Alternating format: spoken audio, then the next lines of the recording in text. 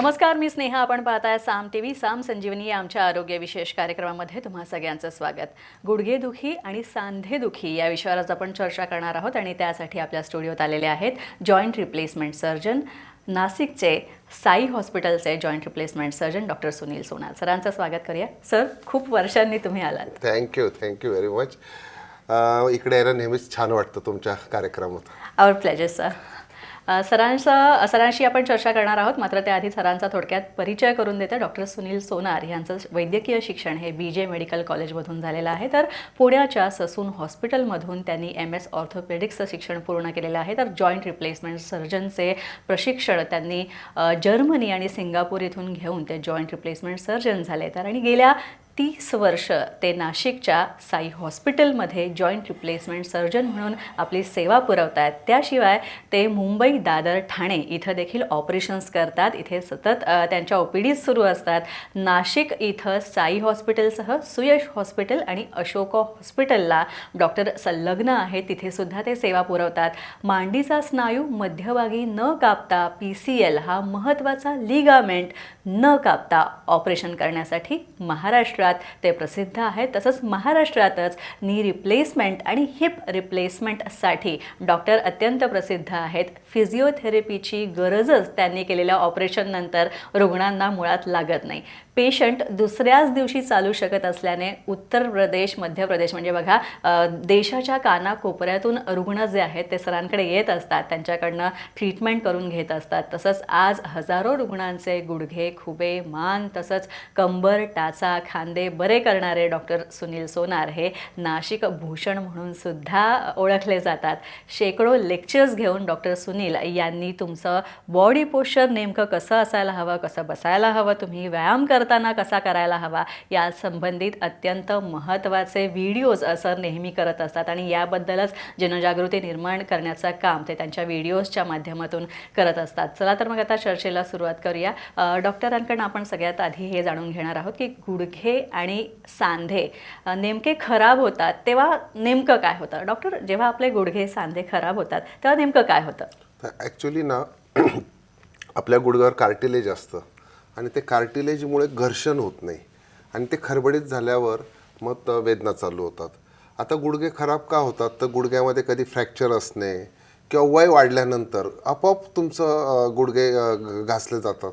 आपण चालतो तर चप्पल घासली जाते की नाही, तसे गुडघे घासले जातात. त्याच्याशिवाय काही वेळेस आपण पडतो वगैरे, आतमधला लिगामेंट तुटतो, खुर्च्या म्हणजे मेनिस्कस तुटतं आणि त्याच्यामुळे आतमध्ये इन्स्टॅबिलिटी येते आणि त्याच्यामुळे घर्षण वाढतं. काही जणांना संधिवात असतो. संधिवातामध्ये आपलीच प्रतिकारशक्ती आपल्याच सांध्यांवर अटॅक करते, त्याच्यामुळे गुडघे खराब होऊ शकतात. नॉनव्हेज अति प्रमाणात खाणे, त्याच्यामुळे युरिक ॲसिड वाढतं, त्याच्यामुळे गुडघे खराब होतात. जास्त प्रमाणातलं वजन, कॅल्शियम कमी असणे हाडात, ऑस्टिओपोरोसिस, हे असे असंख्य कारणं आहेत त्याच्यामुळे गुडघे खराब होतात. पण युज्युअली वयानुसार आणि संधिवातामध्ये जास्त खराब होतात. अच्छा डॉक्टर, नी रिप्लेसमेंट करण्याची जेव्हा वेळ येते तर हे नी रिप्लेसमेंट म्हणजे काय आणि ते करायचं केव्हा असतं? हां, ॲक्च्युली नी रिप्लेसमेंट 40 किंवा 50 वर्षाच्या पुढची व्यक्ती असेल, 5-6 वर्षापासून गुडघे दुखत आहेत, 2-4 वर्षापासून दुखत आहेत, 55-60 अगदी क्रॉस होत चाललं आहे, जिने चढता येत नाही, गुडघ्यामध्ये आवाज येतो आहे, गुडघे सुस्त आहे, आपले डे टू डे काम करता येत नाही, अशा वेळेस नी रिप्लेसमेंटचा विचार केला जातो.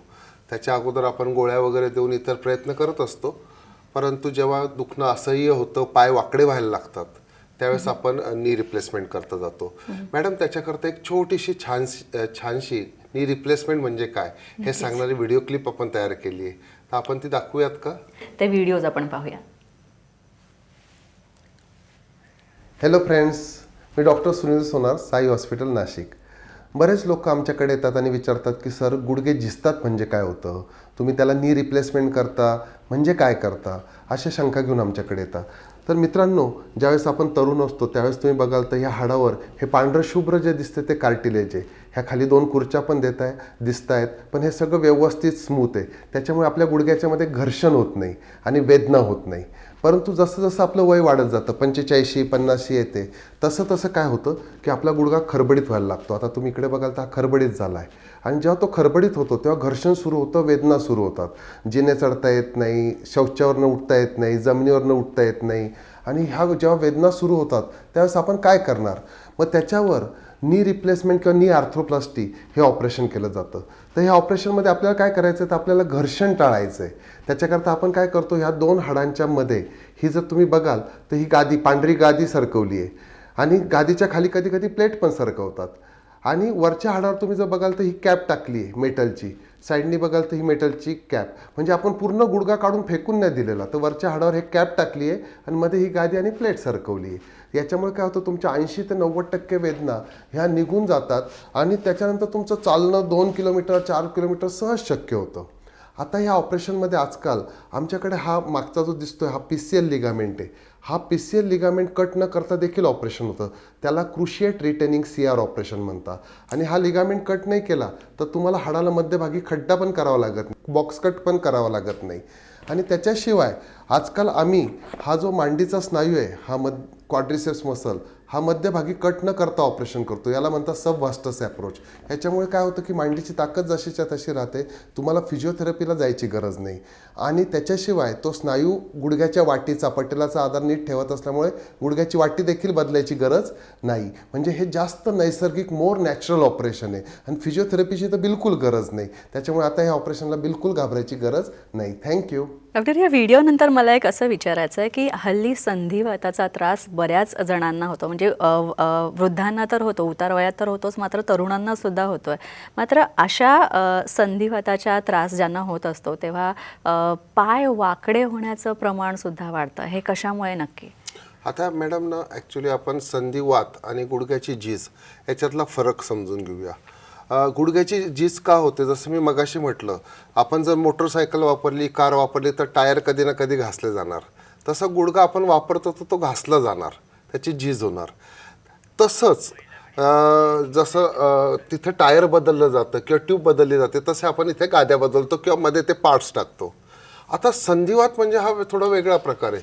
साधारण 40-45च्या बायका किंवा कधी कधी 20-25 वर्षाच्या मुली पण आहे, त्यांची प्रतिकारशक्ती जंतूंना मारण्याचं काम सोडून स्वतःच्याच सांध्यांवर अटॅक करते. आणि मग त्यांचे हातपाय वाकडे होतात, गुडघे वाकडे होतात, हाताचे बोटं पूर्ण असे वाकडे होतात, खांदा वर होत नाही. तर याला आम्ही संधिवात म्हणतो. आणि मग संधिवातामध्ये पहिल्यांदा औषध गोळ्यांची ट्रीटमेंट केली जाते आणि नंतर औषध गोळ्यांनंतरही गुडघे वगैरे सांधे त्रास देत असतील तर ऑपरेशनची गरज लागू शकते. त्याच्याकरता पण एक छानशी छोटीशी क्लिप आपल्याकडे आहे, तुम्ही म्हटलं तर आपण दाखवूयात. नक्कीच, आपण बघूया ती क्लिप. गुडघ्याचा त्रास असणारे बरीचशी मंडळी ऑपरेशनला खूप घाबरतात आणि त्यामुळे ते काय करतात, खूप उशीर लावता, खूप चौकशा करत बसता, खूप औषध गोळ्या खाता. ह्या औषध गोळ्या खाऊन खाऊन काय होतं, तर तुमची किडनी खराब होते. आणि ज्या वेळेस तुमचे गुडघे खूप खराब असतात त्यावेळेस ऑपरेशनशिवाय पर्याय नसतो. कारण गुडघे हे खरडले जात असतात आणि गोळ्या पोटात जातात आणि खूप उशीर केल्यावर पाय प्रचंड वाकडे होतात. कधी कधी एवढे वाकडे होतात की त्या माणसाला नीट चालता पण येत नाही. आणि एवढे पाय वाकडे झाल्यावर त्याचा लोड घोट्यांवर येणे, कमरेवर येणे, मग कंबरदुखी मागे लागणे, ह्या सगळ्या गोष्टी सुरू होतात.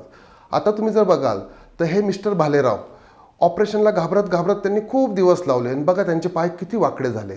ते म्हणायचे, डॉक्टर मला 1 सेकंदसुद्धा चालवत नाही हो. आणि मग अशा वेळेस त्यांच्या कमरेवर ताण जाऊन कंबरदुखी पण सुरू झाली. तर मित्रांनो, हे एवढं ऑपरेशनला घाबरायची आणि एवढी वाट बघण्याची गरज नाही. आता ऑपरेशन नंतर बघा ते किती छान चालत आहेत. आता ऑपरेशन नंतर ते श्रीरामपूरवरून आम्हाला दाखवायला एकटे येतात. मग तिथं अर्थ काय, जेव्हा तुम्ही ऑपरेशनला उशीर करता त्यावेळेस आम्हाला कधी कधी एक छोटासा रॉड टाकावा लागतो, ऑपरेशन अवघड होतं, तोपर्यंत कंबरदुखी मागे लागते, गोळ्या खाऊन किडनी खराब होते. म्हणजे वेगवेगळे आजार तुमच्या मागे लागतात. आणि सगळ्यात महत्त्वाची गोष्ट म्हणजे अतिशय आनंदाने जगण्याचं आयुष्यातले कित्येक वर्ष त्या ऑपरेशनच्या भीतीपोटी वाया जातात. तर आता ऑपरेशनला घाबरायची गरज नाही. डॉक्टर, टोटल हिप रिप्लेसमेंट जे आहे ते म्हणजे काय, आणि मुळात जांघेचा खुबा जेव्हा खराब होतो तो नेमका का खराब होतो? हां मॅडम, आता ना टोटल हिप रिप्लेसमेंट आपण एका व्हिडिओ क्लिपद्वारेच छान एक्सप्लेन करूया. आणि त्याच्यात आपण बरेच डिटेल्स दिलेले आहेत आणि त्याचे बरेच कारणं आहेत.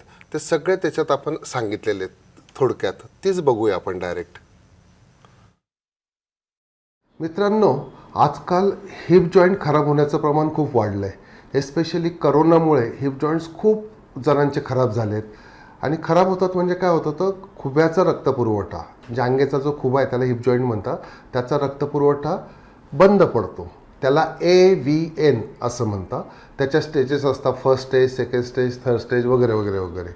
आणि मग कधी कधी काय होतं, खुबा बदलण्याची वेळ येते.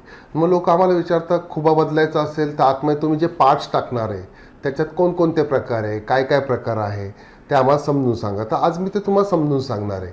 पण तत्पूर्वी खुबा फक्त करोनानेच खराब होतो असं नाही, तर काही वेळेस काही कारण नसताना ऑटोमॅटिकसुद्धा तो खराब होतो. त्याला म्हणतात इडिओपॅथिक. इडिओपॅथिक म्हणजे काही कारण माहीत नसताना खुबा खराब होणं. दुसरी गोष्ट म्हणजे अति दारू पिणे, त्याच्यावर नॉनव्हेज असेल, त्याच्यानंतर स्टेरॉइड्सचा खूप वापर, caisson's disease, Gaucher's disease, sickle cell anaemia, असे बरेच आजार आहेत की ज्याच्यामुळे खुब्याचा रक्तपुरवठा बंद होऊ शकतो. खुब्याच्या मानेचं फ्रॅक्चर म्हणजे फ्रॅक्चर नेक फिमर, यात देखील खुब्याचा रक्तपुरवठा बंद होऊ शकतो. आणि तो एकदा बंद झाला की तुम्हाला त्रास चालू होतो. गोळ्या औषधं देऊन बघितले जातात, त्याच्यात काही जणांना काही काळ फायदा होऊ शकतो. आणि ज्यांना फायदा होत नाही ते कधी कधी खूप जर खुबा खराब असेल तर खुबा बदलण्याची वेळ येते. आता हा तुम्ही बघाल तर हा नॉर्मल खुबा आहे. ह्याच्यामध्ये हे एकदम गुळगुळीत असं बोन आहे किंवा खुब्याचं डोकं म्हणूया आपण. आणि हे ह्या सॉकेटमध्ये एकदम छान फिरतं आहे. त्याच्यामुळे आपण मस्तपैकी चालू शकतो, फिरू शकतो, फुटबॉल खेळू शकतो, काही करू शकतो. परंतु नंतर कसं होतं की जसा जसा तुमचा खुबा खरबडीत व्हायला लागतो, आता बघा याच्यात हा खरबडीत झाला आहे आणि ह्या सॉकेटमध्ये तो खरडायला लागतो आणि अतिप्रचंड वेदना व्हायला लागतात. ओके, याचा प्रकार बघा. आणि हे संपूर्ण खरडून निघालं आहे आणि मग तुम्हाला मांडी घालता येत नाही, गाडीवर टांग टाकता येत नाही. आणि मग अशा वेळेस तुम्हाला रिप्लेसमेंटची गरज लागते. आता रिप्लेसमेंटमध्ये काय करता, तुम्ही जर बघाल तर पहिल्यांदा आतमध्ये एक ना याच्यामध्ये सॉकेटमध्ये एक मेटलची कॅप टाकता आणि त्याच्यामध्ये प्लॅस्टिक किंवा सिरॅमिक असं काहीतरी बसवलं जातं. ते बसवलं गेल्यानंतर जे हाड असतं त्याच्यामध्ये हात दांडा आतमध्ये टाकला जातो आणि त्याच्यावर हे हेड बसवलं जातं. आणि नंतर ह्या दोन्ही गोष्टी ह्या एकत्र अशा अडकवल्या जातात आणि त्याच्यानंतर हा खुबा तुमच्या खुब्याचं काम करतो आणि तुमच्या वेदना जवळपास 100% पुढच्या 20, 25, 30 वर्षाकरता जाऊ शकता. आता याच्यामध्ये जर तुम्ही हे हेड जर स्टीलचं बसवलं किंवा कोबाल्ट क्रोमियमचं बसवलं तर त्याला म्हणता मेटल हेड. आणि आतमध्ये जर पांढऱ्या रंगाचं प्लास्टिक टाकलं तर मेटल ऑन पॉली असं त्या खुब्याला म्हणतात. जर तुम्ही समजा हे हेड सिरॅमिकचं बसवलं तर सिरॅमिक, आणि इथं जर समजा पांढऱ्या रंगाचं प्लास्टिक असेल तर सिरॅमिक ऑन पॉली. जर तुम्ही हेड ऑक्झिनियमचं बसवलं आणि इथं जर प्लॅस्टिक असेल तर त्याला म्हणता ऑक्झिनियम ऑन पॉली. आता त्याच्याशिवाय जर समजा तुम्ही हे सिरॅमिकचंच लायनर बसवलं आतमध्ये तर त्याला म्हणतात सिरॅमिक ऑन सिरॅमिक. आता काही केसेसमध्ये काय करतात, आता हा खुबा जो आहे, हा दांडा जो आहे तो डायरेक्ट आतमध्ये गेला आणि त्याच्यामध्ये हाड तयार होतं, तर याला अनसिमेंटेड म्हणतात. काही ठिकाणी हे दांडे गुळगुळीत असतात आणि हे सिमेंटने चिकटवायला लागतात, त्याला म्हणतात सिमेंटेड. ओके, आणि हा जर समजा प्लॅस्टिक डायरेक्ट तुम्ही सिमेंटने ह्या सॉकेटमध्ये चिकटवलं, मागची ही मेटल कॅप टाकली नाही, तर त्याला म्हणतात सिमेंटेड खुबा. परंतु अनसिमेंटेड खुबे हे जास्त दिवस टिकतात सिमेंटेडपेक्षा, कारण सिमेंट काही वर्षांनी कदाचित हाडाला सोडू शकतं. आजकाल अनसिमेंटेड खुबे वापरण्याचं प्रमाण खूप वाढलं आहे. आजकाल सगळ्यात कॉमन म्हणजे हा सिरॅमिकचा खुबा, इथे प्लॅस्टिक असतं पांढऱ्या रंगाचं, तर त्याच्यावर वापरल्याचं प्रमाण सगळ्यात जास्त आहे, त्याला म्हणतात सिरॅमिक ऑन पॉली. तर असे वेगवेगळे खुब्याचे प्रकार असतात. ऑपरेशन केल्यावर तुम्ही दुसऱ्या दिवशी चालायला लागतात, वेदना जवळपास 100% निघून जातात. आणि कित्येक पेशंट 8-8 किलोमीटर चालतात, अगदी 500-500, 800-800 पायऱ्या चढतात, 300-300 किलोमीटर गाड्या चालवतात. त्याच्यामुळे आता ते ऑपरेशन तसं सोपं झालेलं आहे. ओके, पण MRI काढून तुमचं डायग्नोसिस कन्फर्म करणं आवश्यक असतं. यानंतर डॉक्टरांशी आपण आणखी चर्चा करणार आहोत, मात्र त्याआधी एक छोटासा ब्रेक घेऊया सामसंजीवनीमध्ये.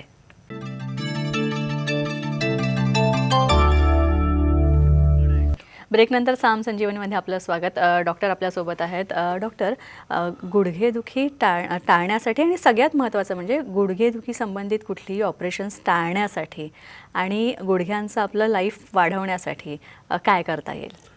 आता मॅडम ॲक्च्युली ना जर तुमची गुडघेदुखी खूप काळ असेल आणि तुम्हाला खूपच त्रास होत असेल, पाय वाकडे झाले असेल, तर ऑपरेशनशिवाय पर्याय नसतो. पण जस्ट गुडघेदुखी सुरू झाली आहे आणि जास्त काळ झाला नाही, जास्त प्रमाणात एक्सरेवर गुडघे खराब नाही आहेत, अशा वेळेस तुम्ही जरूर काही गोष्टी करून बघू शकता.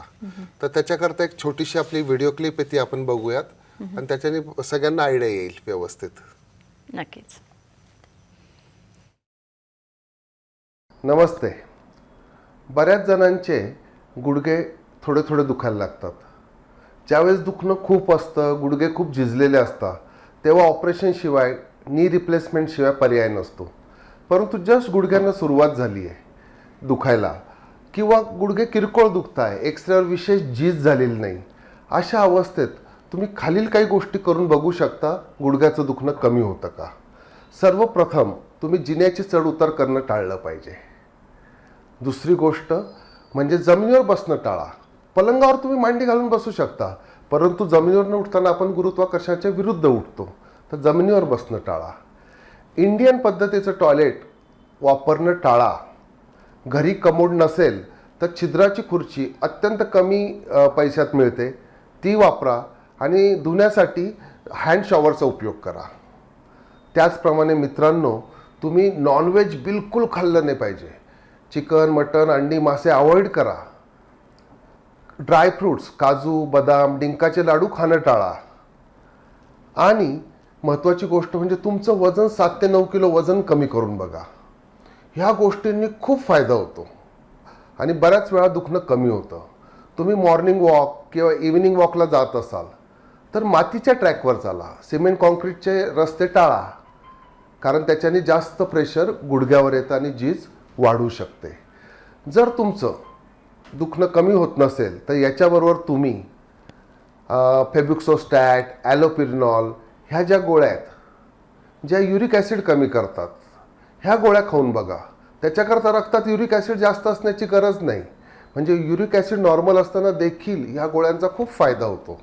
तर ह्या जरूर खाऊन बघा. आणि ह्या पेन किलर नाहीत, म्हणजे लगेच साईड इफेक्ट्स होतील वगैरे अशी भीती बाळगण्याची गरज नाही.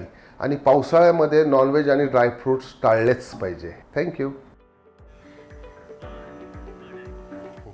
डॉक्टर, बऱ्याचदा असं होतं की गुडघ्याचे ऑपरेशन करण्याची गरज तर असते, म्हणजे ती अर्ज तर असते, पण रुग्ण म्हणतो की नाही, मला नाही करायचं. पण जर तुम्ही अशा केसेसमध्ये ऑपरेशन टाळलं तर काय दुष्परिणाम होऊ शकतात? आता कसं होतं स्नेहा, ॲक्च्युली आता ऑपरेशनची गरज आहे, म्हणजे गुडघे खूप दुखायला लागले. हळूहळू आपण जिने चढणं कमी करतो. जिने चढणं कमी झालं की आपल्या मांड्या वीक होतात, मांडीचा स्नायू शिथिल होतो, त्याला क्वाड्रिसेप्स मसल म्हणतात. पायाला वाकडेपणा येतो आणि पाय वाकडे झाले की त्याचा लोड सगळा कमरेवर जातो, कंबरदुखी मागे लागते. चालणं कमी झालं की डायबिटीस येण्याची भीती असते, कारण आपण चालल्यावर शुगर वापरली जाते. आपलं चालणं कमी झालं की हृदयाचा रक्तपुरवठा कमी होतो, ब्लॉक्स निर्माण होऊ शकतात, कोलेस्ट्रॉल वाढू शकतं, म्हणजे हृदयाचे प्रॉब्लेम्स येऊ शकतात. आणि मेन म्हणजे पेन किलर गोळ्या खाऊन खाऊन तुमची किडनी खराब होऊ शकते. म्हणजे केवळ ऑपरेशन वाचवण्याच्या प्रयत्नामध्ये आपण एवढ्या सगळ्या मोठ्या गोष्टी आपल्यावर ओढवून घेतो. त्यामुळे जर 100% ऑपरेशनची गरज असेल, सगळे डॉक्टर्स तसं सांगत असतील, तर तुमच्या डॉक्टरांकडनं तुम्ही जरूर ऑपरेशन करून घ्या. नक्कीच. सर, आणखी एक गोष्ट अशी की मानदुखी, कंबरदुखी किंवा आणखी दुसरी कुठली स्नायूदुखी टाळण्यासाठी काही टिप्स देता येईल का आपल्याला? हां, आता मानदुखीच्या बाबतीत मी एवढं सांगेल की आजकाल मोबाईलमुळे आणि कम्प्युटरमुळे सगळ्यांची मानदुखी वाढलेली आहे. कारण मी एक उदाहरण देतो. आपले जेव्हा आपण ताठ मानेने जगतो तेव्हा डोक्याचा जो लोड मानेवर येतो तो, समजा मी काही पण एक उदाहरण देण्याकरता देतोय, एक समजा 5 किलो असेल. जर आपण 10 डिग्रीनी मान पुढे केली तर तो जवळपास 8 ते 10 किलो होतो. 20 डिग्रीनी पुढे केली तर तो 16 ते 18 किलो होतो. आणि 40-45 डिग्रीनी खाली केली तर तो ऑलमोस्ट 35-36 किलो होतो. म्हणजे इतक्या पट्टीत तो लोड वाढतो आणि त्याचा ताण मानेवर येऊन मान खराब होते. म्हणजे मोबाईल आणि कम्प्युटर ह्या दोन गोष्टींमुळे हा प्रॉब्लेम येतो. त्याच्यामुळे जेव्हा जेव्हा शक्य तेव्हा तेव्हा तुम्ही मान ह्या खांद्यापासून त्या खांद्यापर्यंत मागे पूर्ण ओढून घ्या, पूर्ण मागे जोर लावत लावत ह्या खांद्यापासून ह्या खांद्यापर्यंत न्या, पुढे आणायची गरज नाही. खुर्चीवर असाल तर खुर्चीवरनं मान मागे सोडा आणि सेम करा. याच्याशिवाय कम्प्युटर ऑपरेट करत असाल तर दर 1 तासाने हा व्यायाम केलाच पाहिजे. आणि हा जो कोपर आहे एल्बो, हा टेबलवर पाहिजे, टेबलच्या वर असा बाहेर अधांतरी नको.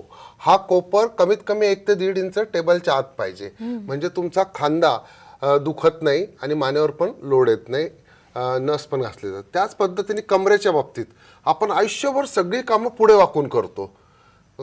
छोटं बाळ असेल त्याला खाली उचलतो, शूज घालायचे, झाडू मारायचा, फरशी पुसायची, जी काही कामं असतील त्याच्याकरता आपण पुढे वागतो. आपण आयुष्यात मागे वाकतच नाही आणि याच्यामुळे मान आणि कंबर खराब होते. एवढं जरी कळलं, मग जिथे तुम्हाला संधी मिळेल, कंबर टेबलच्या लेवलला येईल अशा लेवलला तुम्ही उभं राहून शक्य होईल तिथे मागच्या दिशेने वाका. म्हणजे कंबर टेबलला लावायची आणि मागे वाकायचं. मागे वाकलेल्या अवस्थेत 21 सेकंद थांबा. असं सकाळी 10 वेळा, दुपारी 10 वेळा, संध्याकाळी 10 वेळा, रात्री 10 वेळा करा. त्याच्याशिवाय एखादा टॉवेलचा मोठा गोळा घेऊन जमिनीवर कमरेखालून झोपलं की खूप बरं वाटतं. त्रास जर खूप जास्त असेल कमरेचा तर नौकासन करणे, ह्या गोष्टींनी सुद्धा फायदा होतो. कमरेचा पट्टा वापरला पाहिजे. आणि पायात जर कळा जात असतील, पायात त्रास होत असेल तर तुम्हाला MRI करण्याची गरज लागू शकते. नक्कीच. सर, आणखी एक जाता जाता विचारावंसं वाटतं की हे गुडघेदुखीचं जे ऑपरेशन जेव्हा केलं जातं तेव्हा ते दुर्बिणीने कधी करतात? ज्यावेळेस गुडघ्यामधला लिगामेंट किंवा खुर्च्या तुटते, त्या व्यक्तीचं वय कमी असतं, अशा वेळेस दुर्बीण टाकून आपण तो लिगामेंट रिपेअर करतो, रिकन्स्ट्रक्शन करतो, किंवा खुर्च्या असेल तर ती खुर्च्या रिपेअर करतो. म्हणजे थोडक्यात तरुण व्यक्ती आहे आणि जस्ट तो गुडघा ते आपलं तुटलंय, त्यावेळेस आपण दुर्बिणीने ऑपरेशन करतो. नक्की सर, खूप छान चर्चा रंगली. डॉक्टरांनी आपल्याला खूप चांगल्या चांगल्या टिप्स पण तुम्हाला दिल्यात. जर तुम्हाला मानदुखी, कंबरदुखी, टाचदुखी टाळायची असेल, खांदेदुखी टाळायची असेल, तर तुम्ही जर ऑफिसमध्ये काम करताय, कार्यालयीन कामकाज करताना कशाप्रकारे तुम्ही बसलं पाहिजे, तुमचं बॉडी पोश्चर नेमकं कसं असावं, याबद्दलचे टिप्स ज्या आहेत त्या सरांनी दिल्या. सरांचं या विषयाचेच अनेक व्हिडिओज जे आहेत तुम्हाला पाहायला मिळतील सोशल मीडियावर. सर, तुम्ही इथे आला त्यासाठी खूप खूप आभार. थँक्यू. तुम्हाला सुद्धा जर सरांशी चर्चा करायची असेल, त्यांच्याशी बोलायचं असेल, त्यांना भेटायचं असेल, तर तुम्ही स्क्रीनवर जे नंबर दिलेत ते तुम्ही नोंद करून घ्या आणि याद्वारे तुम्ही सरांना संपर्क करू शकता. सर, पुन्हा एकदा तुमचे खूप खूप आभार. थँक्यू स्नेहा. यानंतर इथेच थांबतोय. नमस्कार.